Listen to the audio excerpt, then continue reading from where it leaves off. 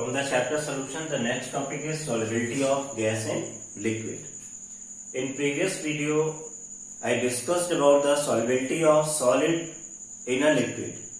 And here we have to study the effect of the factors affecting the solubility, and these factors are pressure and temperature. And first we study the effect of pressure, and it was first observed by the scientist Henry, so it is also called Henry law. अब Henry law को समझने के लिए यहाँ पे एक system suppose किया हुआ है। इस सिस्टम में दो पार्ट है। इसका जो लोअर पार्ट है उसमें सोल्यूशन को फिल किया हुआ है, ये देखिए लोअर पार्ट है जिसमें सोल्यूशन को फिल किया हुआ है, और अपर पार्ट में ये देखिए इस वाले पार्ट में गैसियस सिस्टम को सपोज किया हुआ है। और ये सपोज किया गया है कि ये जो सिस्टम है ये एक प्रेशर P पे है और कांस्टेंट टेम्परेचर T पे है, और ये सिस्टम एक डायनेमिक इक्विलिब्रियम के स्टेट को रीच कर रहा है।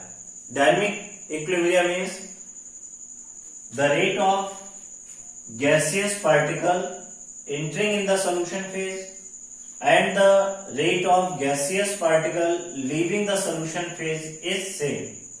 मतलब जिस रेट से गैसियस पार्टिकल सॉल्यूशन फेज में इंटर कर रहे हैं उसी रेट से dissolve gaseous particle solution phase को छोड़कर गैसियस फेज में इंटर कर रहे हैं। इसका रेट दोनों का क्या है, दोनों प्रोसेस का रेट बराबर है। तो इसको डायनेमिक इक्विलिब्रियम कहा जाता था, आपने 11th में पढ़ा था इक्विलिब्रियम चैप्टर में। हमें यहाँ पे प्रेशर के इफेक्ट को पढ़ना है, तो देखिए अभी इस पे प्रेशर P अप्लाई किया हुआ है, तो पिस्टन देखिए यहाँ पे। अब क्या कर रहे हैं, इसके ऊपर प्रेशर को इंक्रीज कर दिया।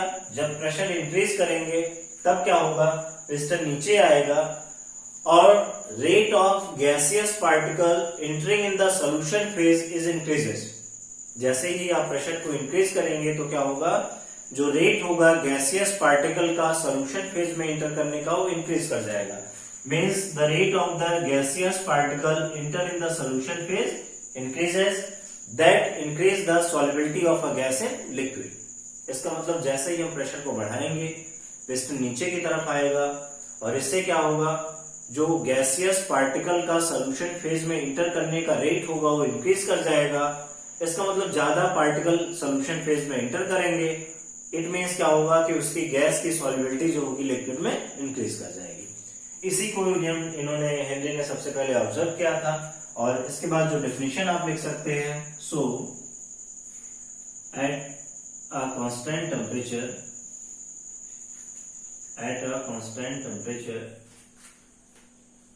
the solubility of a gas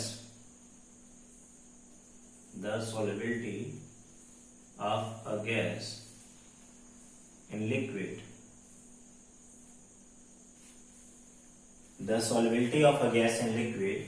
is directly proportional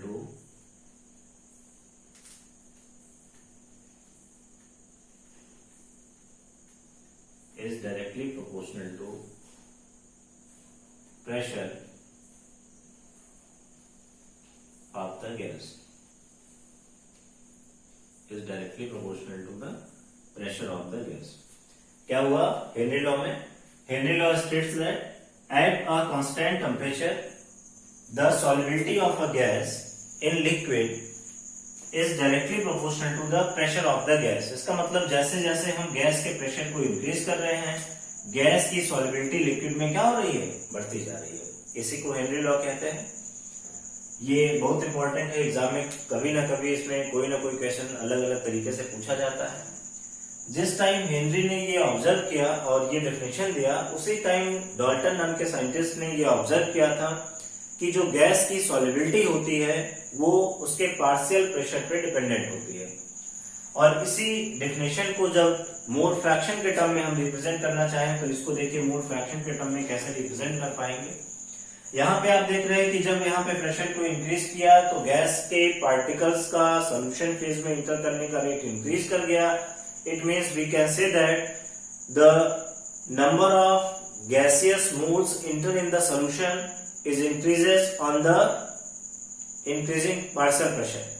मतलब जैसे ही हम पार्शियल प्रेशर को इंक्रीज करेंगे, प्रेशर को इंक्रीज करेंगे, जो गैस के मोल्स होंगे, ज्यादा गैस के मोल्स सॉल्यूशन फेज में इंटर कर जाएंगे, क्योंकि सॉल्युबिलिटी इंक्रीज करेगी। सॉल्युबिलिटी मीन्स क्या होगा कि गैस के पार्टिकल का सॉल्यूशन में इंटर करना इंक्रीज कर जाएगा।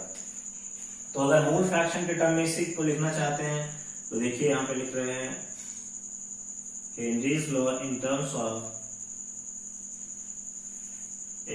Of mole fraction. ये इंपॉर्टेंट है, यहां से क्वेश्चन बनते हैं mostly. The partial pressure of a gas, the partial pressure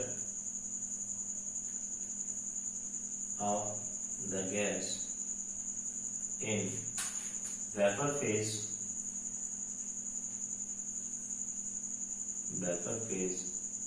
is directly proportional to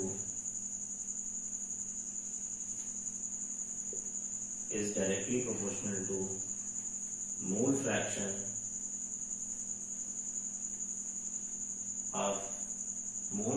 of a gas in the solution.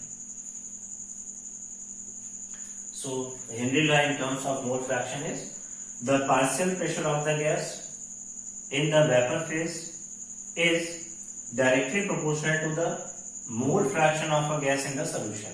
इसका मतलब जैसे जैसे हम गैस का पार्शियल प्रेशर इंक्रीज करेंगे वेपर फेज में, जो उसके मोल फ्रैक्शन होंगे गैस के सॉल्यूशन में इंक्रीज करते जाएंगे। तो अगर इसको मैथमेटिकल वे में रिप्रेजेंट करना चाहते हैं तो लिख सकते हैं कि partial pressure of a gas is directly proportional to the mole fraction of the gas, that is P is directly proportional to X, और P is equal to KH into X. KH is a proportionality constant that is also called Henry constant. KH is called Henry constant, and X is a mole fraction of gas. Mole fraction of a gas, and P is a partial pressure. Partial pressure of a gas. So the formula is P is equal to KH into X. KH is a Henry constant. अब यहाँ पे कई बार exam में question पूछा गया, board exam में कई बार उसने क्वेश्चन बनाया इस पे, KH की वैल्यू से उसने कंपेयर कराया, KH की वैल्यू देके कंपेयर कराता है गैस की सॉल्युबिलिटी को। आप यहाँ पे देख रहे हैं कि जो फार्मूला आया है वो फार्मूला लिखा हुआ है कि P is equal to KH into mole fraction of a gas, and we can say KH is equal to P upon mole fraction of a gas. इसका मतलब अगर KH की वैल्यू बढ़ेगी तो जो गैस का मोल फ्रैक्शन होगा solution में वो डिक्रीज करेगा, क्योंकि देखिए इसमें इनवर्स का साइन है। या कह सकते हैं कि जैसे जैसे KH की वैल्यू बढ़ेगी गैस की सॉल्युबिलिटी लिक्विड में डिक्रीज करती जाएगी। इस बात को ध्यान रखना है, यहां से क्वेश्चन बन सकते हैं कि अगर KH की वैल्यू और गैस की सॉल्युबिलिटी की बात की जाए, जो कि एग्जाम में क्वेश्चन बना रहा है 1-2 सालों से, अगर KH की वैल्यू बढ़ेगी तो जो गैस की सॉल्युबिलिटी होगी वो डिक्रीज कर जाएगी, क्योंकि देखिए दोनों में इनवर्स का साइन है।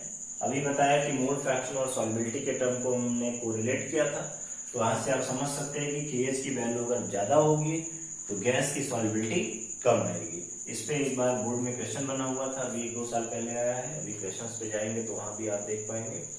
इसको हेनरी लॉ कहते हैं, समझ गए होंगे आप। अब यहाँ पे जो आपको और पढ़ना है वो पढ़ना है आपको application of the Henry law, और उसके पहले जो दूसरा फैक्टर पढ़ना है वो दूसरा फैक्टर कौन सा था, टेम्परेचर। देखिए ये तो प्रेशर हो गया, प्रेशर में आपको हेनरी लॉ बताया। टेम्परेचर में देखिए टेम्परेचर कैसे अफेक्ट करता है सॉल्युबिलिटी को। अभी आपने देखा कि जब हम एक सिस्टम सपोज कर रहे थे तो यहाँ पे लोअर पार्ट में सोल्यूशन सपोज किया हुआ था और अपर पार्ट में गैसियस पार्टिकल को सपोज किया हुआ था, और ये सपोज किया था कि ये डायनामिक इक्विलिब्रियम को ऑब्टेन किया हुआ है at a pressure P, at constant pressure. तो ये सपोज कर रहे हैं कि ये प्रेशर P पे है और ये टेम्परेचर T पे।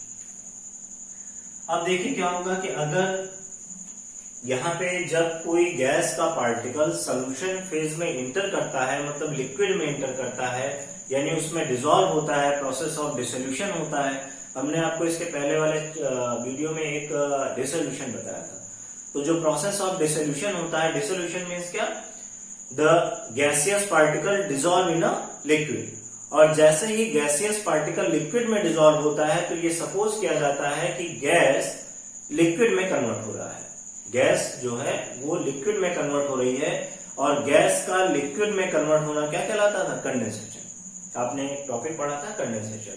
And here the process of condensation is exothermic. यहाँ जो कंडेंसेशन होता है, यानी जब कोई गैस का पार्टिकल लिक्विड फेज में इंटर करता है, यानी लिक्विड में कन्वर्ट हो जाता है, तब कंडेंसेशन का प्रोसेस जो होता है एक्सोथर्मिक होता है। और आपने कल ली चैटरल प्रिंसिपल, इसके पहले वाले वीडियो में ली चैटरल प्रिंसिपल के अकॉर्डिंग हमने बताया था कि अगर डिसोल्यूशन का प्रोसेस एक्सोथर्मिक है तो टेम्परेचर बढ़ाने पे सॉल्युबिलिटी डिक्रीज कर जाएगी।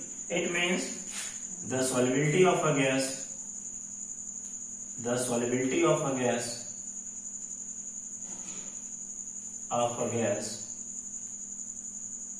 decreases on increasing pressure, on increasing temperature। यानी टेम्परेचर बढ़ाने पे गैस की सॉल्युबिलिटी जो होगी लिक्विड में क्या होगी, डिक्रीज कर जाएगा। लिखा है the solubility of a gas in liquid decreases on increasing temperature.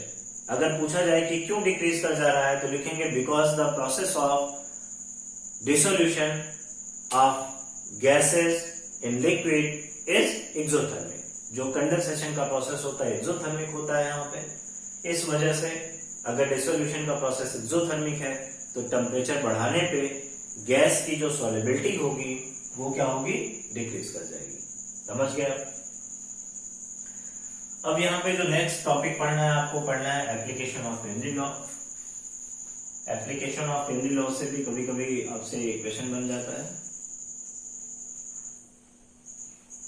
Application of Henry's law, इसका सबसे पहला और सबसे सिंपल एप्लीकेशन जो आप सभी ने देखा हुआ है, वो आपने देखा है कि कोल्ड ड्रिंक की बोतल को जब आप ओपन करते हैं तो उसमें कार्बन डाइऑक्साइड गैस फिल की होती है, और जैसे ही आप उसके कैप को ओपन करते हैं तो आप देखते हैं कि कोई गैस निकलती है। जो गैस निकल रही है उस गैस को हाई प्रेशर के अंडर में फिल किया गया था। क्यों हाई प्रेशर के अंडर में फिल किया गया था, मतलब जो कोल्ड ड्रिंक्स में, सॉफ्ट ड्रिंक्स में, सोडा वाटर में जो कार्बन डाइऑक्साइड फिल की जाती है वो हाई प्रेशर के अंडर में फिल करते हैं, क्योंकि अभी हमने पढ़ा कि अगर हम प्रेशर बढ़ाएंगे तो गैस की सॉल्युबिलिटी लिक्विड में इंक्रीज कर जाएगी। इसी वजह से कार्बन डाइऑक्साइड की सॉल्युबिलिटी को कोल्ड ड्रिंक्स में, सॉफ्ट ड्रिंक्स में, सोडा वाटर में इंक्रीज करने के लिए उसको हाई प्रेशर के अंडर में फिल करते हैं। पहला एप्लीकेशन यही है, to increase the solubility of carbon dioxide in soda water, soft drinks, cold drinks, it filled under high pressure. दूसरा जो एप्लीकेशन है, ये तो बड़ा सिंपल सा सभी ने देखा। दूसरा जो एप्लीकेशन है वो आपने सुना होगा, जो स्कूबा डाइवर्स होते हैं, जिनको गोताखोर कहते हैं, जब वो पानी के अंदर जाते हैं, सी वाटर में, जब डीप सी वाटर में जा रहे होते हैं, तब क्या होता है कि उनके ऊपर जैसे जैसे पानी का प्रेशर बढ़ता जाता है, जैसे जैसे वो नीचे जाते हैं वाटर में, वाटर लेवल इंक्रीज करता जाता है, उनके बॉडी पे ये वाटर का प्रेशर इंक्रीज करता है। और जैसे जैसे प्रेशर इंक्रीज करता है, जो एटमॉस्फेरिक गैसेज होती हैं लाइक नाइट्रोजन, ऑक्सीजन, उनकी सॉल्युबिलिटी हमारे ब्लड में इंक्रीज कर जाती है। क्योंकि ब्लड क्या है, ये बॉडी हमारी डायरेक्ट कांटेक्ट में रहती है उसमें वाटर के, तो यहाँ पे कैपिलरीज में ब्लड होता है, ब्लड लिक्विड है, और वाटर में जो गैसेज डिसॉल्व है, नाइट्रोजन, ऑक्सीजन, जो एटमॉस्फेरिक गैसेज हैं, उन गैसेज की सॉल्युबिलिटी इस लिक्विड में प्रेशर बढ़ने पे इंक्रीज कर जाती है। जैसे नीचे जा रहे हैं पानी में, तो हमारी बॉडी पे क्या होगा, पानी का जो प्रेशर होगा इंक्रीज करता जाएगा। जैसे जैसे प्रेशर इंक्रीज करेगा, जो डिसॉल्व गैसेज हैं वाटर की, उनकी सॉल्युबिलिटी हमारे लिक्विड में, हमारे ब्लड में इंक्रीज कर जाएगी, और वो गैसेज हमारी ब्लड में डिसॉल्व हो जाएंगी। अब क्या होता है कि जब स्कूबा डाइवर्स नीचे से ऊपर आते हैं, पानी के नीचे से ऊपर आते हैं, तब क्या होता है कि जो प्रेशर अप्लाई था वो धीरे धीरे प्रेशर रिलीज होता है, और जैसे जैसे प्रेशर रिलीज होता है, वो गैसेज जो हमारे ब्लड में डिसॉल्व थी वो वहां से रिलीज होती हैं। और जब रिलीज होती हैं तो छोटे छोटे बबल्स वहां पे बनाती हैं। जैसे आपने देखा है कि कोल्ड ड्रिंक की बोतल को जब आप ओपन करते हो तो वहां पे आपको छोटे छोटे बबल्स सरफेस पे, उसके अपर सरफेस पे आपको दिखाई देते हैं। ठीक उसी तरह से हमारी कैपिलरीज में जो गैसेज डिसॉल्व हो गई होती हैं, वो गैसेज जब यहाँ से रिलीज होती हैं, जो नाइट्रोजन ऑक्सीजन डिसॉल्व होती है, जब रिलीज होती है यहाँ से, तो वो क्या करती है, कैपिलरीज में छोटे छोटे बबल्स बनाती है जो हमारे ब्लड के फ्लो को इंटरप्ट करने लगता है। और एक मेडिकल कंडीशन, एक पेनफुल कंडीशन, एक मेडिकल कंडीशन काज करता है जिसको हम क्या बोलते हैं, बेंड बोलते हैं। इसको क्या बोलते हैं, बेंड बोलते हैं। ये एक डिजीज है जो कि प्रेशर इंक्रीज करने की वजह से जो गैसेज हमारी कैपिलरीज में डिसॉल्व हो गई थी, वो जब प्रेशर रिलीज होने के बाद गैसेज रिलीज होती हैं कैपिलरीज से, तो छोटे छोटे पोर्स, छोटे छोटे बबल्स बनाती हैं जो कि कैपिलरीज में ब्लड के फ्लो को इंटरप्ट करते हैं, जिसकी वजह से painful condition, medical condition create होती है जिसे बेंड बोलते हैं। इस बेंड को अवॉइड करने के लिए और नाइट्रोजन का जो हाई कंसंट्रेशन ब्लड में टॉक्सिक इफेक्ट क्रिएट कर रहा होता है, उसको डिक्रीज करने के लिए जो उनका टैंक होता है स्क्वायर डाइवर्स का, उसको हीलियम से डाइल्यूट किया जाता है। उसमें 11.7% हीलियम मिला दी जाती है जो इसके टॉक्सिक इफेक्ट को, नाइट्रोजन के टॉक्सिक इफेक्ट को रिड्यूस करता है और बेंड से भी बचाता है। तो ये दो क्वेश्चन यहाँ पे बन सकते हैं कि बेंड क्या होता है, और दूसरा कि हीलियम को कितना परसेंट उसमें ऐड करते हैं, तो 11.7% हीलियम ऐड किया जाता है। और हीलियम को क्यों ऐड करते हैं, क्योंकि नाइट्रोजन जो होती है वो एक टॉक्सिक गैस होती है, हमारी ब्लड में उसका high concentration toxic effect create करता है, जिसको रिड्यूस करने के लिए हीलियम को फिल किया जाता है। तो ये दो बातें यहाँ से पूछी जा सकती हैं। तीसरा जो इसका एप्लीकेशन है, वहां पे थर्ड एप्लीकेशन में देखिए, वहां पे एक डिजीज और आएगी जिसको एनॉक्सिया बोलते हैं। एनॉक्सिया बोलते हैं। अब देखिए एनॉक्सिया कब होता है, बेंड समझ गए होंगे आप कि बेंड कब आएगा, जब डीप सी वाटर में जाएंगे, नीचे जाएंगे, पानी में नीचे जा रहे हैं। और एनॉक्सिया कब आता है, जब जो हाई एल्टीट्यूड्स पे रहने वाले लोग होते हैं या जो क्लाइंबर्स होते हैं। अब होता क्या है कि जो क्लाइंबर्स होते हैं जब पहाड़ियों पे चढ़ते हैं, बड़े बड़े ऊंचे पहाड़ों पे चढ़ते हैं, तो वहां पे जो पार्शियल प्रेशर होता है ऑक्सीजन का, वो कम होता है ऊपर जाने पे, नीचे ऑक्सीजन का पार्शियल प्रेशर ज्यादा होता है।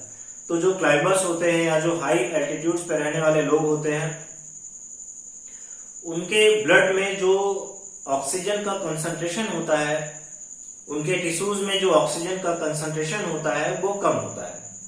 And low concentration of oxygen in blood and tissues of the people living at the high altitude and climbers causes the low mental ability, to think clearly. उनका दिमाग पूरी तरीके से चल नहीं पाता क्योंकि वो थिंकिंग एबिलिटी को कम कर देता है। तो इसकी वजह से जो बीमारी होती है उसे हम क्या बोलते हैं, एनॉक्सिया बोलते हैं। तो हमने 3 एप्लीकेशन आपको बताया। First application, to increase the solubility of carbon dioxide in cold drinks, soft drinks. The carbon dioxide are filled under high pressure. The bottles are sealed under high pressure. And the second application is bend. Bend is a disease and mostly occurs in a scuba divers. And third disease is anoxia. और anoxia कब होता है, क्यों होता है, high altitudes पे रहने वाले लोगों के होता है या क्लाइंबर्स को होता है, जहां पे ऑक्सीजन का कंसंट्रेशन ब्लड में और टिश्यूज ऑफ द पीपल में कम हो पाता है, जिसकी वजह से थिंकिंग एबिलिटी वीक हो जाती है और वो उनका बॉडी का हेल्थ भी थोड़ा वीक हो जाता है लो ऑक्सीजन की वजह से, जिसकी वजह से उन्हें जो डिजीज होती है, मेडिकल कंडीशन आता है, उसे एनॉक्सिया कहते हैं। Thank you.